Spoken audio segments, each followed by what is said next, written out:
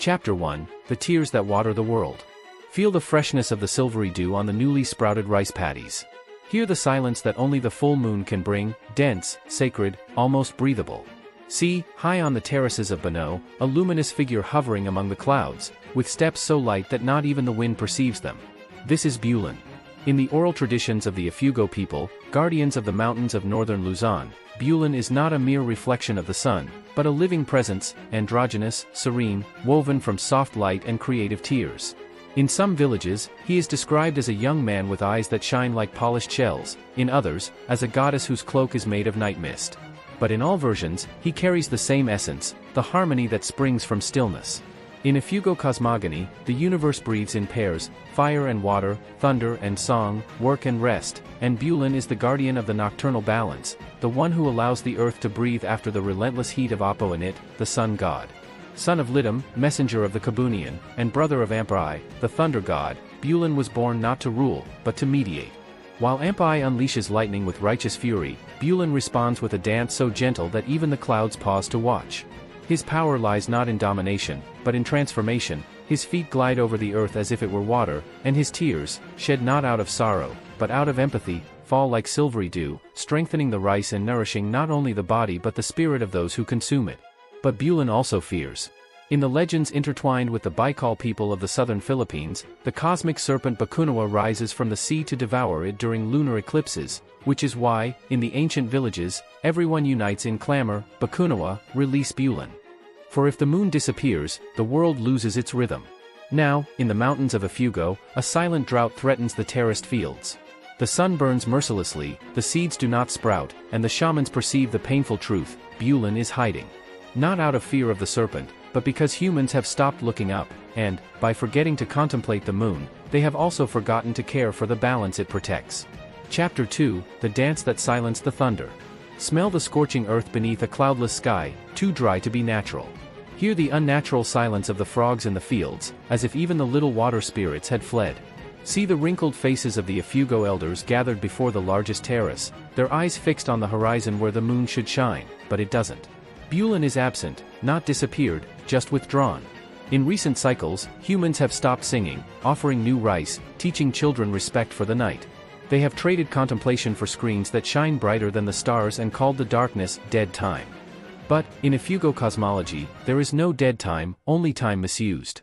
And this negligence has not gone unnoticed. Without Bulan, the balance breaks, and even Ampai, the thunder god and Bulan's brother, feels his brother's absence, becoming restless, furious, dangerous. That night, the shaman Mambaki now climbs alone to the sacred mountain, carrying a drum, fresh rice, and a mirror of still water, an offering and a call. As he chants Bulan's name, the sky responds not with light, but with a menacing thunderclap. The following morning, dark clouds gather, and Ampai's storm advances like punishment. While everyone hides, now remains atop the terrace and, in devout despair, decides to dance in Bulan's place. His slow, then graceful steps weave a prayer with his body, recreating the ancestral dance that once calmed the thunder with beauty, not force. Lightning strikes, the tree splits, but then, from the midst of the darkness, a soft light emerges. Bulan returns. Wordlessly, he joins the dance. His fluid movements part the clouds, and Ampai, seeing his brother, contains his fury. The rain falls as a blessing, not as a deluge. The earth breathes. The seeds awaken. Before disappearing, Bulan whispers to the shaman, "It is not I who save you. It is you who remind me to shine." In the village, the children learn again, one does not point at the moon, one gives thanks. Because Bulan is not a distant god, but a mirror of the stillness that humans need to cultivate. Its brilliance depends on the collective remembrance of balance.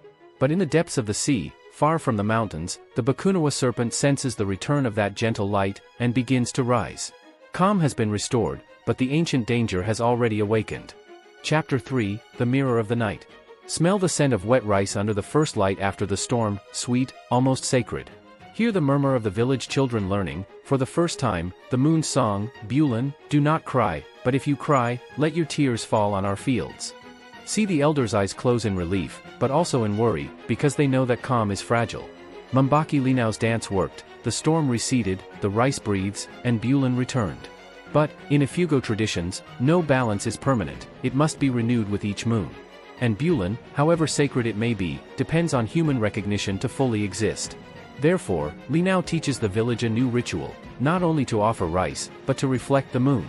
Bowls of pure water, metal mirrors, polished banana leaves, everything is arranged to capture its light.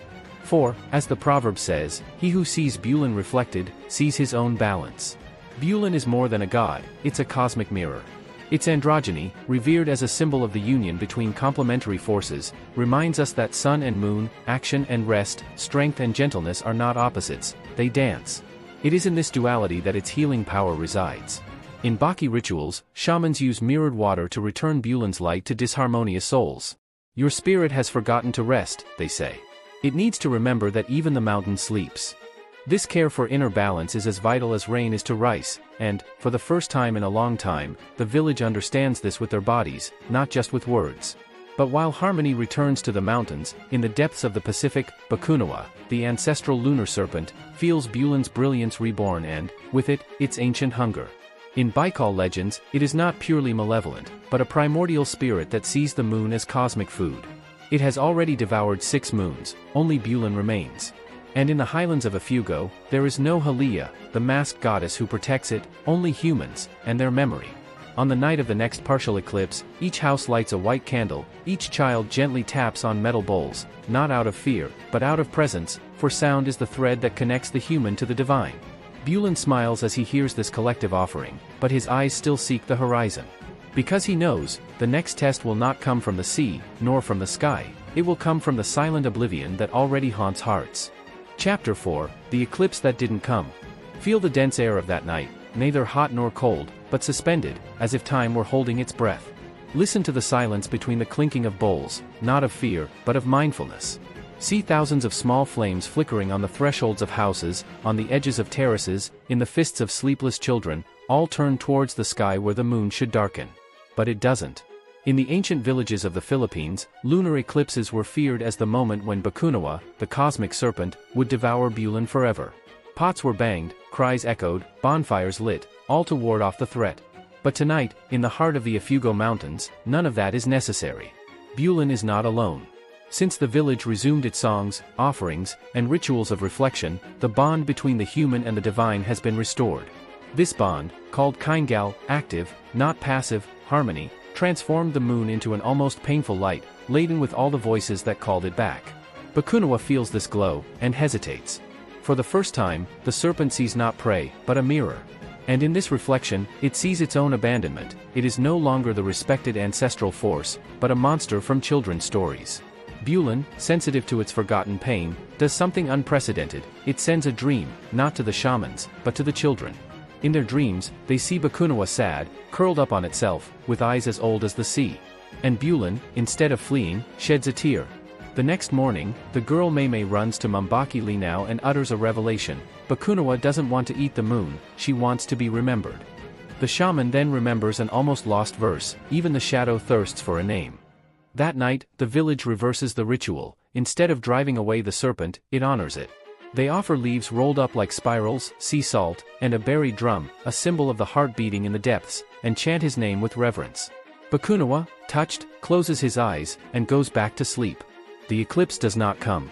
Because Bulan, that night, was not only protected, he was understood. And in Ifugo cosmology, understanding is the highest form of devotion. But in the cities that advance at the foot of the mountains, the young people laugh at these stories. The moon does not cry. The serpent does not dream. They build roads over sacred paths, without asking permission from the spirits. Bulan observes in silence. And he knows, the next threat will not have scales. It will be in a hurry, and it will be much harder to appease with songs, because it will not hear, nor remember, that it too is part of the world it intends to dominate. Chapter 5, The Silence of the Terraces. Feel the metallic hum of a chainsaw cutting through the sacred forest at dawn. Hear the thud of stones being dumped into the ancestral riverbed, not for harvest, but for a road. See, from atop the terraces, Bulan's eyes narrow as he watches men in yellow helmets erect metal plates where offerings of rice once lay. The modern world has arrived in the Ifugo Mountains, not with invasion, but with indifference. And, in the Ifugo tradition, indifference is more dangerous than anger, for anger still recognizes the other, while indifference erases. Roads cut through sacred paths, ancient trees fall without consulting the Anaito, and a young engineer laughs at the idea of respecting spirits. Progress doesn't wait for ghosts. But Bulan is not a ghost, and the Anido are not myths, they are living memories, intertwined with the earth like roots. That night, Bulan does not dance. He stands motionless atop the highest peak, observing the electric lights that now shine in the valley, cold, arrhythmic, offering no invitation to rest. Their light weakens, not for lack of sky, but for lack of gazes. The children no longer sing to the moon, their eyes are fixed on screens brighter than the stars. The young leave for the cities, carrying only surnames, not songs, not the names of spirits, not reverence for the crossroads. Mambakili now attempts a healing ritual, but only 3 people attend. They are all working, they say. Even the gods need to rest, asks the shaman, heartbroken. Bulan listens, and weeps. But his tears do not become dew, they fall into the void, for there are no sacred leaves to receive them. The terraces dry up. The new rice is not planted. And the balance breaks, not in the sky, but on earth. In the dead of night, a section of the new road collapses, without rain, without an earthquake, only the mountain rejecting what was done without respect. The engineer, astonished, murmurs, "This makes no sense," but the elders know, the earth has memory. At dawn, Bulan descends, not as light, but as a presence, and appears among the rubble in the form of an androgynous youth dressed in mist and rice leaves. Only the engineer feels him, waking with a racing heart. The next morning, he seeks out the elders. How do we ask the mountain for forgiveness? Bulan smiles, invisible, for he knows that true progress begins when the sacred is no longer trampled upon. But time is short. In the neighboring villages, tourism transforms faith into spectacle. Soon, they will call Bulan a folkloric character, and forget that he still shines, even when no one is looking. Chapter 6, The Face of the Moon in the Mirror of Tourists. Smell the cheap incense mixed with the sweat of dozens of visitors in sandals and tourist t-shirts. Hear the incessant snap of cameras capturing tribal authenticity without asking permission from the spirit of the place. See local guides, with rehearsed smiles, transforming Bulan's story into a children's tale. Once upon a time there was a beautiful god who danced on the moon. Tourism has arrived on the terraces of Bano, and with it, the commodification of the sacred. Offerings have become performances, inner chants have become nightly shows fueled by colorful drinks, and Bulan's dance, once a movement of healing and balance, is now imitated by young people under spotlights, for applause paid for in dollars. Bulan observes from above, invisible, but not indifferent.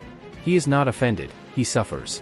Because when a myth becomes entertainment, its power fades, not from a lack of ceremony, but from the absence of true intention. False intentions don't forge bonds with the divine, only curtains for illusion. Mambakili now, rarely called upon for actual rituals, watches everything from the shade of a fig tree. When a tourist asks if he can see Bulan, he calmly replies, Bulan doesn't show itself. It is felt. And it is only felt when the heart is silent. The visitor laughs, takes a picture, and leaves. But that night, during the commercial moonlit spectacle, something unexpected happens. The electricity fails. The lights go out. Only the true moon remains, full, silvery, alive. Amidst the disconcerting silence, a child sings the ancient song, not the rehearsed version. Elders join her, then the parents, and even some tourists, not for performance, but out of genuine emotion. Bulan feels its brilliance respond. A wave of stillness sweeps through the audience, cell phones fall silent, tears well up, hugs are born spontaneously. For a brief moment, the spectacle becomes a ceremony, not by planning, but by grace. At the end of the night, the organizers complain about the power outage. This can't happen again, they say. And Bulan knows, perhaps it won't happen again. The world prefers content to silence, image to presence. If the moon continues to be reduced to an aesthetic backdrop, its brilliance will become a mere reflection, an echo without a soul. But in the depths of Amina's heart, a young tourist, the daughter of Filipino immigrants who lost their traditions in exile, something awakens. She didn't applaud, she acknowledged. The next morning, she seeks out Mambakili now with a pot of rice, not a camera. Teach me to sing, not to show off. To remember. Bulan smiles. Even in the age of forgetfulness, some hearts still know the way back. But he also feels, the next test will be greater. Because the true eclipse doesn't come from the sky, it comes from within. Chapter 7, The Heart That Remembered. Feel the weight of the rice in Amina's hands, dry grains, but laden with intention. Hear her foreign accent stumble over the syllables of the Ifugo chant, yet persist with devotion. See Mambakili now close his eyes, not in disapproval, but in profound recognition. Your blood has forgotten, but your spirit remembers. Amina didn't come for the photos or the cultural experience. She came because, since childhood in Toronto, she dreamed of a moon that spoke without words, and woke up with moist eyes, without understanding why. Now she knows, it was Bulan calling. Daughter of grandparents who fled the mountains with only names and survival skills, she grew up with a culture reduced to school presentations, always feeling an emptiness that not even success could fill. Under Linao's guidance, she learns what is not in books: the patience of the new rice, the gesture of the offering made with the palm facing upwards, the art of listening to the night. And Bulan responds, not with miracles, but with presence. On nights when Amina sings, the moon seems closer, the dew falls earlier, and even the frogs harmonize their song with hers. But not everyone sees her devotion as a blessing. Some murmur that, being a foreigner, she has no right to the sacred chants. Others label her a spiritual tourist about to sell Bulan energy on social media. Amina listens, and suffers, fearing there may be truth in their criticisms. On a waning moon night, she climbs to the mountain peak and asks the wind, "Am I worthy to carry this?" The silence answers with a gentle breeze that caresses her hair, and an inner voice whispers to her, "It's not about worthiness. It's about remembrance. Whoever remembers, belongs." The next day, she sings not to impress, but to heal. When a village child falls ill and the remedies fail, Amina participates in the Baki ritual, her voice intoning the serene moon chant over a bowl of water that reflects the silvery light. Bulan sends his dew as healing moisture, and the fever subsides at dawn. The village doesn't applaud, but looks at Amina no longer as a stranger, but as a sister who has returned. Bulan, however, knows that this acceptance is fragile.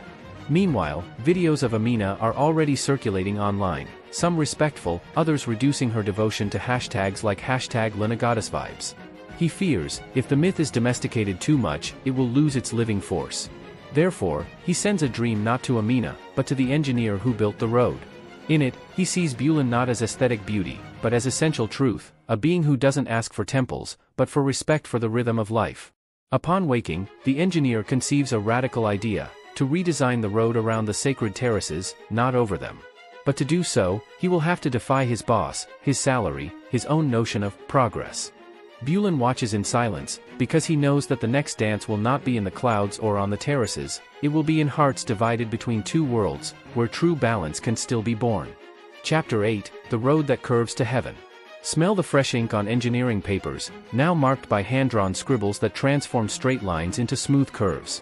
Hear the tense silence in the meeting room as engineer Raphael presents his new plan: the road won't go through the terraces. It will go around the sacred mountain. His superiors frown. That increases the cost by 30%. Why? And he hesitates.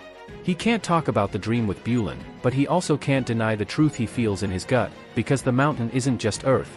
It's memory. And memory can't be rebuilt. It's the first time a city man has spoken of the Ifugao Mountains with spiritual reverence, not with technical coldness. His colleagues laugh, but his boss, a veteran of Philippine construction projects, stares at him for a long time, and nods. Raphael accepts the risk, because since the dream he no longer sees the earth as a resource, but as a living body. And Bulan, without appearing, walks beside her, not as a guide, but as a silent witness. As the road begins to curve in respect to the mountain, on the terraces Amina deepens her path of devotion. She no longer sings to prove anything, but because her soul needs it, like rice needs dew. The children imitate her out of affection, even the skeptics notice that where she plants, the grains are fuller. But the true calling comes from within. Linao, with his frail health, hands her an ancestral drum made of sacred leather. This drum only plays when the heart is in alignment with Bulan. If you accept it, you will no longer be a visitor. You will be a guardian. Amina trembles before the responsibility. It is an oath that transcends geographical boundaries and generations. But, "I am from outside," she whispers. Bulan is also from outside and inside, Linao replies. He dwells where there is balance. And you have found him. That night, as he played the drum for the first time, its gentle sound echoed through the mountains like a silver thread weaving bridges between past and future. Bulan danced with her, no longer as a distant god, but as a companion on her journey. But the world doesn't wait for rituals. The following week, a corporation announced a luxury eco-resort near the terraces, complete with a helipad, spa, and authentic cultural experiences. The brochure showed a model in a white dress under the moon, with the caption, "Discover the magic of Bulan." Amina read the advertisement and felt the drum in her chest vibrate, not with sound, but with warning. She understood, now with painful clarity, the worst way to erase a god is not to deny him, but to transform him into a product. Bulan faced an enemy that neither roared nor devoured, it only smiled and sold, emptying the sacred of its meaning. And, for the first time, his fight would not be against ignorance, but against the seduction of false reverence. Even so, he did not give up. Because wherever there is a heart that sings with truth, like Amina's, like Raphael's, like the elders who still whisper the chants, there is always a crossroads of resistance. And this time, he will not dance alone. Chapter 9, The Dance That Cannot Be Sold. Smell the printer ink mixed with the incense of the offerings, two worlds colliding in a single valley. Hear the whisper of the elders gathered in a circle under the sacred fig tree, their voices low but firm. We will not allow Bulan to be dressed up as a costume for rich tourists. See Amina hold the drum with both hands, her eyes fixed on the resort brochure, as if she could burn it with her gaze. The corporation arrived with seductive promises: jobs, infrastructure, cultural preservation through sustainable tourism. But the Ifugo know well the bitter taste of beautiful words that hide rotten roots. They have seen temples become cafes, chants become spa soundtracks, and the names of their gods printed on handmade soaps. Bulan is not an aesthetic concept. It is a living presence, and it cannot be transformed into content without dissolving. That night, Amina meets Raphael, the engineer who curved the road to respect the mountain. He brings the resort plans, she, the ancient chants. Together, they realize they cannot fight with protests or petitions alone. They need to show, through their own lives, that the sacred is incompatible with spectacle. The answer comes not from a meeting, but from a collective dream. Almost the entire village dreams of Bulan dancing among the terraces, imitating the flow of water, the growth of the rice, the rhythm of the harvest, and around her, no one watches, everyone lives. Upon waking, they know what to do. Instead of resisting with denial, they will reaffirm life. On the night of the full moon, the symbolic date of the resort's inauguration, they perform the Baki ng Tuni na Buhay, ritual of true life. Women plant rice under the moon, men repair walls with ancient chants, children learn to play the drum with their hands, and Amina sings not to be heard, but to keep the rhythm. There is no stage, no tickets, there is only existence. Bulan descends like the weather, the dew falls earlier, the air cools, and even the crickets fall silent to listen.